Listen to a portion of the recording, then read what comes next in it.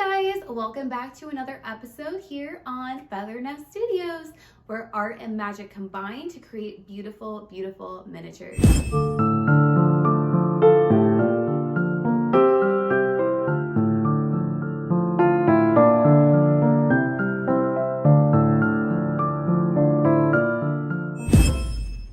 So if this is your first time here, make sure to go ahead and hit that subscribe button because we are going on an adventure making the the Spellman Mortuary Dollhouse. So if you've seen the show, The Chilling Adventures of Sabrina on Netflix, then you've definitely seen this house. This house is magical. It has weird rooms, weird items. It's very witchy, very mystical. And that is why I fell in love with it and wanted to build it. This is a mansion dollhouse. So it is going to take me quite a while to finish this project. But at this point in the project, I am actually almost done building the first floor of the dollhouse. And it's going to have 3 floors. And so last week's video, we went ahead and covered the Herbal Room, which is where Hilda makes all of her magical potions and she grows all of her plants. And this week, well, currently I'm actually way ahead of where this video is, but in this week's video, we are going to be building the Spellman Kitchen, giving you guys a little sneak peek about what we are about to create. And so last week we left off right at the Herbal Room where one of the walls I had already built for the kitchen. Now, today we are going to be doing more wallpaper, more trimming, which has been a lot of my videos so far because when you first build the dollhouse, you have to have the walls, you have to have the rooms done. So I'm hoping next week we can kind of jump into something a little different and I'll give you a sneak peek at that at the end of this video. But for today, we are making a door, which is really exciting because that is different than just wallpaper and trimming. But you guys will see that I started off with my wall that had like a little opening, which is going to be for the window. And I wanted to show you guys exactly what I'm using to build that. So I found this at a thrift store. I love thrift shopping for miniature items because you don't know exactly what you're looking for and you also don't know what you're gonna find. And it's kind of like a hunt to me. I think it's a game and I find sport in it. And so I found this box and it was like $2 for this whole box. And I was like, oh my God, I'm winning. And I found these. It's just a box full of these little pieces of glass. And so I figured, oh, I can make these little windows. So that is what I'm going to be using for the window in the Herbal Room. And if you guys don't know where you can find these, I'm pretty sure you can find these at craft stores. I'm honestly not sure because I've never seen them, but they're basically just tiles for, I think like mosaics, I think is what you call them. I really don't know actually. I don't really work with glass very much. So this is a new thing for me. So I am using the glass to create the little window, and something I learned pretty quickly on is that patience is really a virtue when you are working with miniatures. And you guys are gonna see why I'm saying that because I had very little patience with putting in that little tiny window and I paid for it dearly. So without further ado, let's get crafting. So to begin this part of the project, I used the foam piece that I had originally cut out of my foam wall, and then I cut another hole inside of it to place the little glass piece. And I had just used wood glue because that's all I had, but I've learned it's better to use a glass glue instead. And because I had no patience, you can see that the paint wasn't fully dry and it ended up leaving this ugly mark all around it. So this is what I meant by patience is a virtue, and it's really, really important that you give your project time to dry so you don't end up with a mess like I did. But at the end, I got it in and then I covered up as much as I could with trim or painted over, so that was that. And then to begin the door piece. So At first, I made a little door frame out of my pine wood that I had, and you can find these at a craft store, and you just cut them. And then I used a piece of wood I actually got from the dollar store, and I cut that to fit inside just using a X-Acto knife, and I cut a little window out of it as well. And of course, it does take patience to use a X-Acto knife. Now, if you guys want to see how I build my walls out of foam board, make sure you check out the video in the top right corner going over how to make dollhouse walls. And then of course I wanted to make sure that everything fit in my project, so I just made sure I kept cutting and sanding down. And then the next thing I used was this little piece of plexiglass. So for this window, I'm using the exact same material that I'm going to use for all the windows across the entire house. And it's just this big sheet of plastic or plexiglass. You can get this at a craft store. Just make sure that you use a X-Acto knife instead of scissors so you don't get these little cracks in it. So I decided to mix together some black and brown paint to get my base coat on all of the door frame. I always start off with the darkest color, and then eventually I put in lighter colors as I want to pop out things. But it's good just to have an overall spectrum of just dark brown when you begin your project. And then for the piece of glass, I actually used the E6000. You want to make sure to use a glue that's going to dry clear. This is super important when you're doing windows because wood glue or Elmer's glue, one, I don't know how well it'll stick to the plastic, but it'll also show when it dries. So now we're gonna go ahead and start making the door frame and the door to the kitchen, and that leads into the entrance area of the dollhouse. However, when I was making this, I don't have the best lighting in my video, so I want to apologize up front before you even see it. And that is because I had a friend that was visiting from out of town, and we were watching Halloween movies because as I'm making this, it was during Halloween time, and you know, with movies, we had the lights dimmed, and I was just being impatient because I wanted to craft. So I am going to explain to you guys separately, I guess, how I'm making the door so that you guys can see it.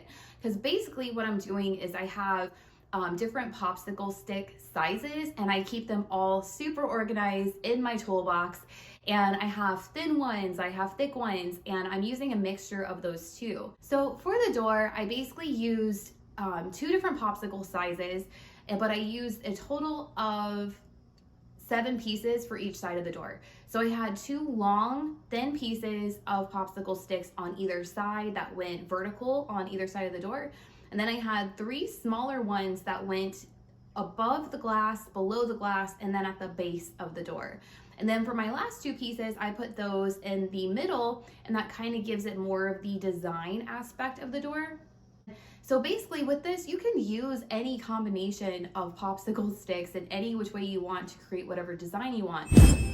So I begin by cutting down my popsicle sticks and just measuring them on the little door piece that I have. And that's why I wanted to show you guys separately, because it does get really dark once I paint it. But since you guys kind of understand my layout, this should be easier for me to explain. But I basically compare and, you know, try different things until I get something I like. And then once I'm ready, I use some wood glue to glue it down and paint it the same dark color that I used before, so everything just kind of meshed together.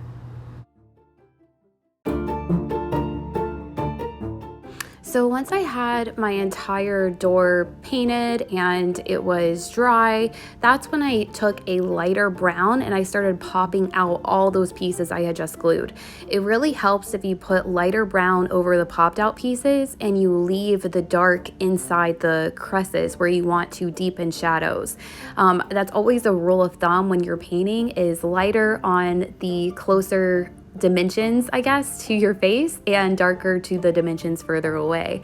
I did the same thing with the door frame, and then I covered the entire thing in Modpodge once I was finished to make sure that my recently painted piece was now protected by a layer of glue. So now for the little baby hinges. Okay, so first off, I want to let you guys know I got this bag, and I'm going to link it below. Hopefully it'll still be available whenever you see this video. But I got this little bag of, like, I think it's 40, maybe even more. I wonder if it says it. 50 pieces of hinges, and I think this was like $10. Now, if you go to a craft store, they sell like 4 hinges for $10, which is kind of frustrating because I don't know if you've noticed this, but in the miniature world, miniature items are way overpriced. Like, they are way overpriced. Like, literally, you can buy more big hinges for cheaper than the miniature hinges at craft stores. They know that this is high value, and they don't price it according to the materials, they price it according to what will make the money. Anyway, so I'm always out looking for a better deal that feels more, you know, fulfilling, and it feels more abundant, and it just leaves me feeling good and not like I just got ripped off. So I found this thing for, again, I think it was like $10, maybe less, and it's 50 pieces, which is perfect. And these hinges work great. However, I did not get the video of me putting the hinges on because it was such a stressful process.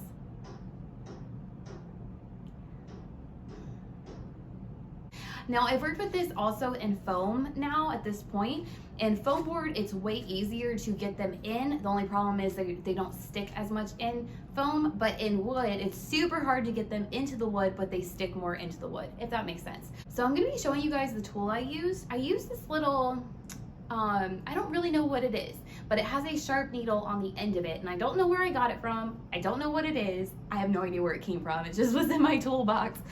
And so basically, if you have any type of needle that's a thick needle, I use this to poke a hole first, and then I put in the tiny little screws, because these are really, really small pieces. So it took so much patience to get it in. So the first thing I did was I put down glue onto the pieces. I used the E600 glue, or E6000 glue, first to bind the metal to the door. It did not really stick that well, but it also could have been my lack of patience and not waiting for it to fully dry before trying to put the nails in. And then once I would try and force the nail in as much as I can with my finger, which is only so far, and then I would use a tiny like wrench that I had, or I'd use my scissors and I'd hammer them in.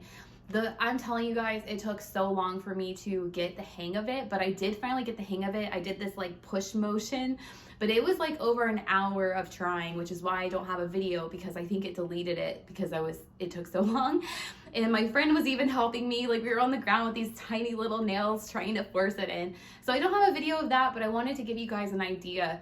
Not next week's video, but the week after, I do have a better video going over my hinges. So keep an eye out for that. So after many, many hours of frustration getting these hinges in, it was finally time for me to make the little door piece, I guess. The little, I don't actually know what it's called, the frame that holds your doorknob. And so I took little pieces of popsicle sticks, and then to round them out, I used my sandpaper, and I just basically sanded each side of it so it would make a circle or oval shape. And I just kept working it until I got the shape I wanted. Of course, you can always make yours to be a perfect square if you like that more. And then I used a metallic gold to go ahead and paint it gold, and then I painted the little hole with some black paint.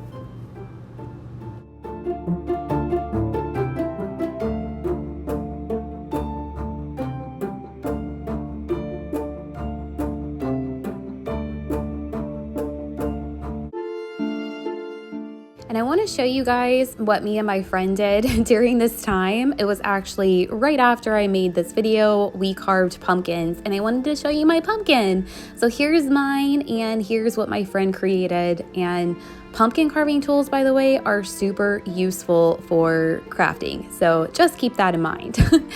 But now here I am building the wall out, and something I want to mention is when I first did this, as you guys saw in my last video, my project started warping. I had actually cut this wall before I fixed the warp in my project, and I actually cut my wall at a slant for it to fit, but when I fixed the warping, that slant was no longer there, so I had to get creative.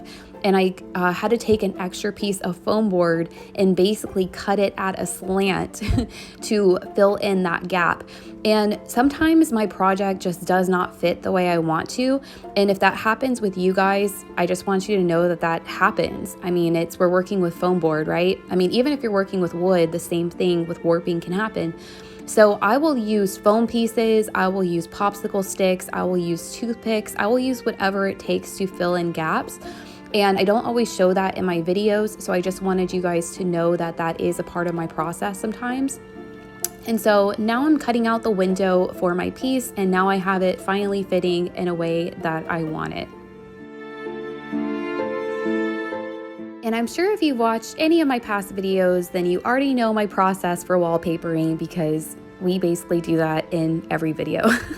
But just in case you guys want a quick tutorial, I just mix water and glue, and I try and make it more glue based than water based. I seem to have better results that way.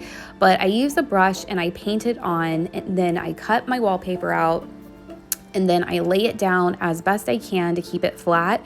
And once I'm done, I put Modpodge on it, so I'm not really worried about too many bubbles, because most of the bubbles or creases disappear once the Modpodge fully hardens, and that can take sometimes up to a day.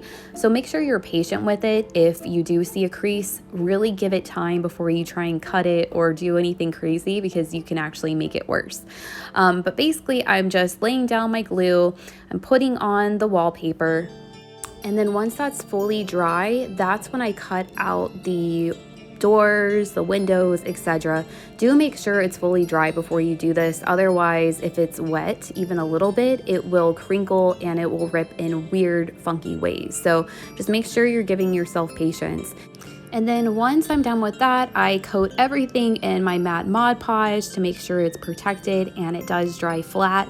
And now I'm moving on to the wainscoting. So I go into this in depth in almost every single video that I've done so far, but if you want a step-by-step process, then check out my dollhouse floor video. And I'm gonna put a link to that in the right-hand corner at the top of your screen. So basically, to make it quick, so you do have an understanding of what I'm doing, is I'm taking mat board. Mat board has several layers of paper to it, so when I do cut it, I cut out the very first layer everywhere that I want to crease, and that gives it depth.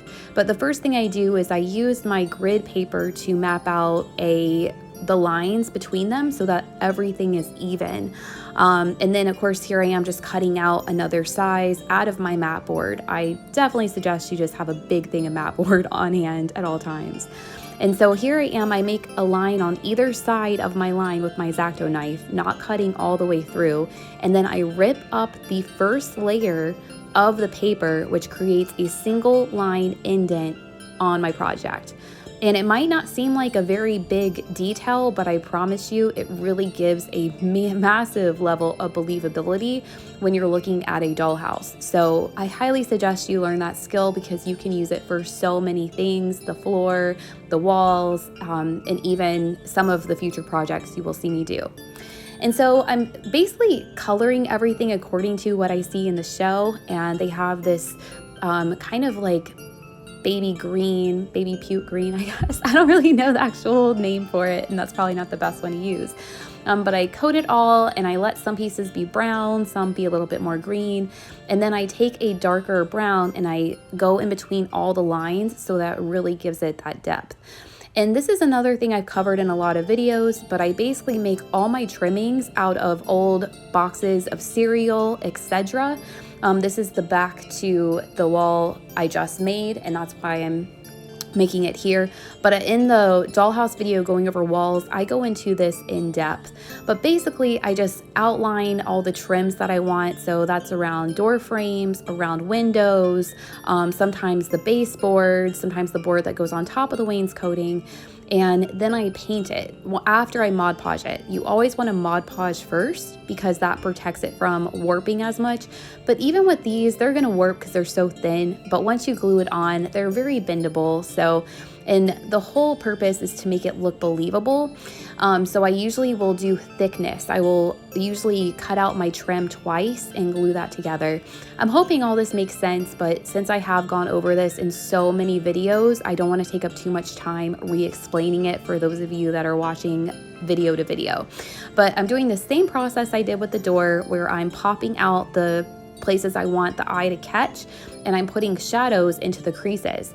And with these, I do use white as well, and I basically start off dark, and I slowly add a lighter color brown, lighter color whites, and then at the end I do deepen shadows just to make sure I didn't lose any of those.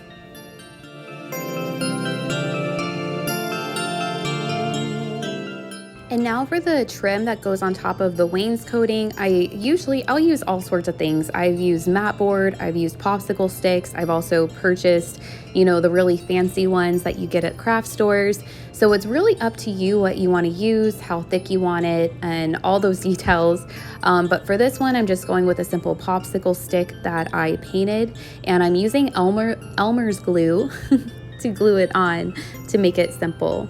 And now for the doorknob for my door, I'm going to use a bead, just a simple bead, because this door is pretty small compared to my other doors. And surprisingly, it is still large enough when you think about dollhouse scale, because my walls are 9 feet tall. Technically in dollhouse scale, they'd be 9 feet in real life. And I think I made this door about 6 feet, which is still kind of small for a person. I think most doors are like 6.5, something like that. So it's up to you to play around with it to see what you like and how big you want your doors. So now we have all of our walls semi-done, of course, they're not fully done. And if you're wondering why I left the space in the corner where it doesn't have trim, it's because something else is gonna go there. And again, I will tell you about that at the very end of this project. But now this is what the dollhouse looks like so far. We have the Herbal Room, which I have now glued in the wall. And now we have these two walls, which are not quite glued in all the way yet. And then if you want to see the back side, this is going to be in the next video, or not the next video, the video after the next video. I'm going to cover the entrance area, and I'm excited. It's looking really good, and it's insanely big. I have no idea what I'm going to be doing with this dollhouse once I'm done. But to make the floor, this is a little trick I learned from other miniaturists. And because you can measure it, but oftentimes floors just turn out slanted in weird ways and you can never quite get it right. So if you take your scrap paper and you just map out the area, it allows you to get an exact measurement of what kind of floor you need. So once I did that, I traced it onto my mat board. And I'm doing the exact same method I've been showing you guys, in every single video of the dollhouse floors, how I make them. And I don't have the full video of me cutting it because I completely forgot to hit record as I started cutting it. So I just want to fair warn you on that. But once I made sure it fit, I designed it based on what I saw on the show, which is just these yellow tiled floors. And so I use my grid board like I normally do to make sure everything is even and in the right place. And I actually think I'm using my ruler for this. But once I have it all mapped out, I do the same cutting technique that I did before, where I take out the first layer of paper, and this is what it looks like once I have it cut out. Again, just to reaffirm, if you want to see this in detail, check out my dollhouse floor video. And now to get the paper ready, I always do Modpodge first because mat board will warp, and that just helps prevent the warping. And then of course I just want to go ahead and double check that everything fits. And a big thing to look out for is to make sure your door can still open. Mine could not open that well, so I actually flipped my floor over and I took off a layer of paper. And I actually did this a few times to make sure it could fit. And then when I was done, I actually ended up sanding the door down, which I will show you in just a second. Make sure to look out for that early on because that can become a problem. And now I'm just painting it according to what I see on the show, which is this really interesting yellow color. I mean, most of the kitchen is green and yellow, and I'm just having fun kind of experimenting with that. I'm doing the same techniques I've showed you guys of trying to make it lighter on the top and then in the creases put in a darker color.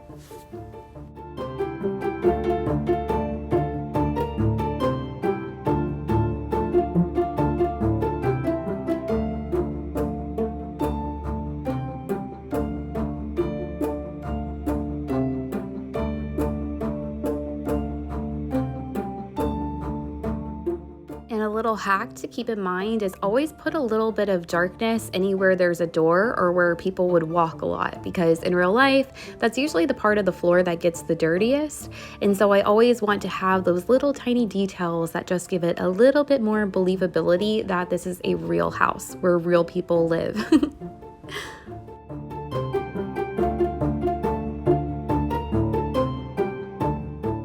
even after taking off a layer of paper off the bottom, it still wasn't quite what I wanted. So I put the sandpaper underneath the door and just opened and closed the door until I could open and close it freely.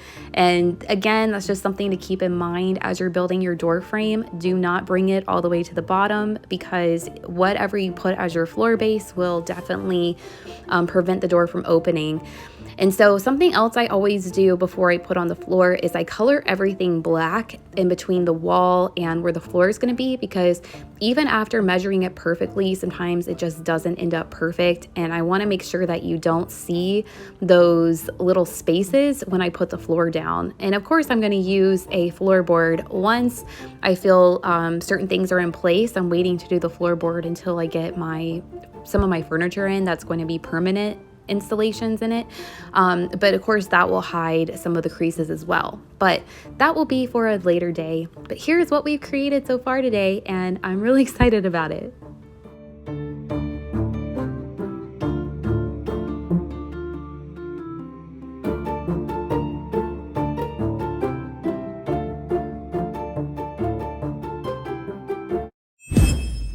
All right, you guys, that is all the crafting I have for you today.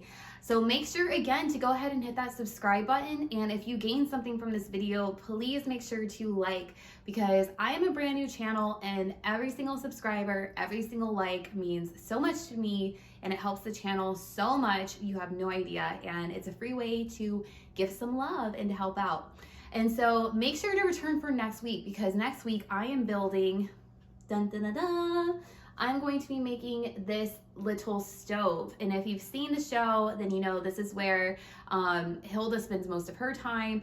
And it's this beautiful stone stove. And I'm gonna be breaking down the entire process of how I made this out of everyday supplies for you in the next video. So make sure to stick around for that. And until next time, happy crafting.